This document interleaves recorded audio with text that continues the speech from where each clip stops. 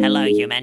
One of the most common questions when someone starts fermenting kefir is this: why does my kefir taste acidic or weird? And the first thing to understand is this: a different taste does not automatically mean something is wrong. Kefir is a living drink, and like any living system, it changes. The first factor that directly affects flavor is time. The longer you let kefir ferment, the more food the bacteria and yeasts consume. As they consume sugars, they produce acids. More time means more acidity. A kefir fermented for only a few hours can be mild and slightly sweet. A kefir fermented for too long can become very acidic, thick, and may even separate into whey. This isn't an immediate mistake. It's a logical result of the process. The real problem appears when fermentation time isn't controlled, and each batch ferments for a different length of time. Kefir becomes unpredictable because the environment is unpredictable. The second factor is temperature. Higher temperatures make microorganisms work faster. In warm climates, the same fermentation time would produce much more acidic kefir than in cold climates. Many people use the same timing all year long and don't understand why their kefir goes bad in summer. It doesn't go bad, it simply ferments faster. Time and temperature always went together.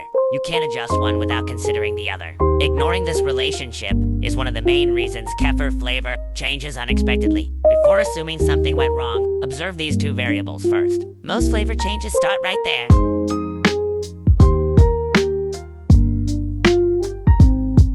The third key factor is the amount of kefir grains. More grains mean more microorganisms working at the same time. If you use too many grains for too little milk, fermentation speeds up and the kefir becomes acidic very quickly. If you use too few, fermentation can be slow or incomplete. This is a very common mistake when grains grow and no one adjusts the ratio. At first, everything worked fine, but over time, the flavor changes and people don't understand why. It's not that the kefir got worse, it's that the colony grew and the balance changed. The ratio between grains and milk is just as important as time. Ignoring it leads to fermentations that are either too aggressive or too weak. Now comes a crucial part: telling normal signs apart from warning signs. Acidic kefir is not a warning. Thick kefir is not a warning. Whey separation isn't necessarily a warning either. All of that is part of normal fermentation. Normal signs are usually gradual changes. The flavor becomes more intense. The texture shifts. The smell turns more acidic.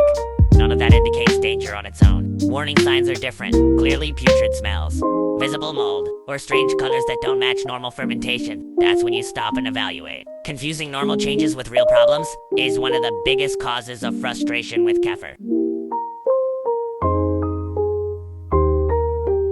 Many kefir flavor problems aren't caused by something going wrong, but by incorrect expectations. Some people expect kefir to always taste the same: smooth, mild, and perfect. That's not realistic when you're working with a living colony. Kefir changes because it responds to its environment.